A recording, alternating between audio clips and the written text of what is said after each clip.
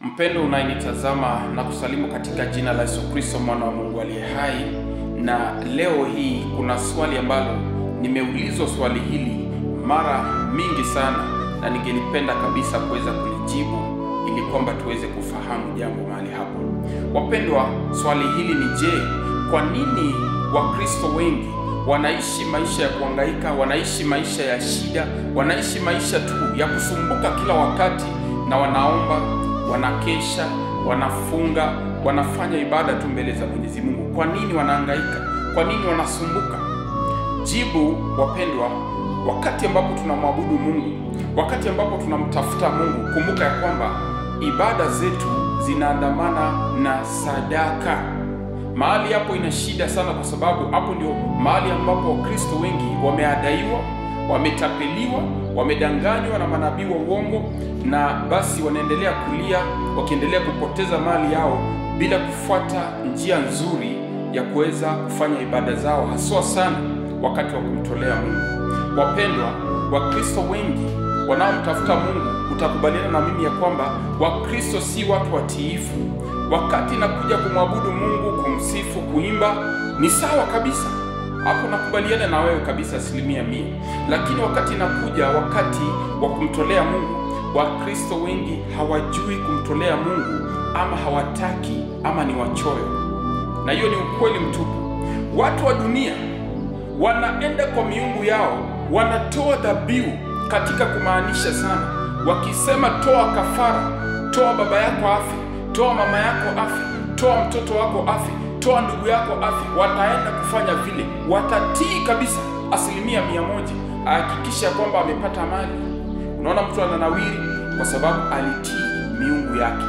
Sisi Wakristo, Mungu wetu ambaye ni Mungu wetu wa juu mbinguni, Mungu ambaye ametubariki, Mungu ambaye ametupatia afya, Mungu ambaye anataka tuweze kumtumikia tu katika kweli na roho, tunamkufuru, atufuati malengo na mapenzi ya Mungu.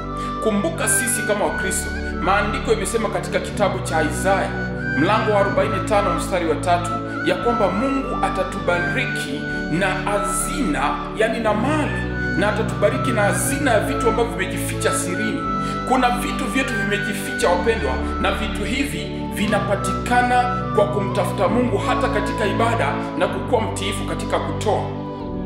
Wakati ambapo maandiko inaongea kuhusu kumtolea Mungu, hapo watu wengi sana wamehadaiwa. Watu wanaingia katika njia zao, wanafuata tu mawazo yao, na wanataka kumtolea Mungu ili kwamba wapate muujiza labda ya haraka sana. Na hapo ndipo unapata watu wengi wamehadaiwa na kutapeliwa na wale manabii wa uongo. Wapendwa, sisi si watiifu. Atufuati njia za Mungu kwa kulingana na vile mapenzi ya Mungu inataka. Atumtolee Mungu jinsi ambavyo Mungu anataka. Hata kama ni kumtolea Mungu, unapata kwamba Mkristo anakimbia tu. Umepanda labda pikipiki, umepanda gari, umepata labda umetoa shilingi 500, ile salio imebaki mahali pale, ndio unakimbia kumtolea Mungu sadaka. Ile pesa umeanza kulipa pikipiki ama daladala, hiyo ndio pesa mabaki, yani unampelekea Mungu mabaki. Unakimbia pale katika labda kwa duka asubuhi kuwasumbua wenye duka, tafadhali nifunjie hii pesa, tafadhali nifunjie, nipatie 100, nipatie 50, hata ikiwezekana nipatie 20. Yani unaenda kumtolea Mungu ile mabaki umevunja. Umenunua kitu, labda umenunua kadi ya simu credit, labda umenunua, ndiposa unaenda kumtolea Mungu. Wapendwa, tujiulize, tutabarikiwa kwa namna gani? Watu wa dunia wanajua kutoa kafara, wanajua kuchinja, wanajua kutoa kila kitu. Wataitishwa hata kama ni mganga, wataenda kutoa vile vikamilifu vile wameitishwa. Sisi tumeweza kuelezewa hata katika kitabu cha Malaki mlango wake wa 3 mstari wa 10, maandiko yamesema kwamba leteni zaka kwa kamili. Na Mungu ametuambia nijaribuni katika hili, muone kama mimi Mungu sitafungua milango na madirisha yenu mweze kubarikiwa sana. Na anasema ya kwamba atamkemea mlaji, atamkemea yule ambaye anajaribu kukula pesa zako. Mwizi hata kula pesa zako, mganga hata kula pesa zako. Pesa zako hazitaenda katika shida, katika matanga, katika vitu ambavyo havifai. Wapendwa, lazima tuweze kumjua kumtolea Mungu. lazima tujue ya kwamba Mungu wetu anaangalia sana nyoyo ama moyo ya mtu ambaye anamtolea ibada katika kumwabudu na pia ibada katika sadaka zetu.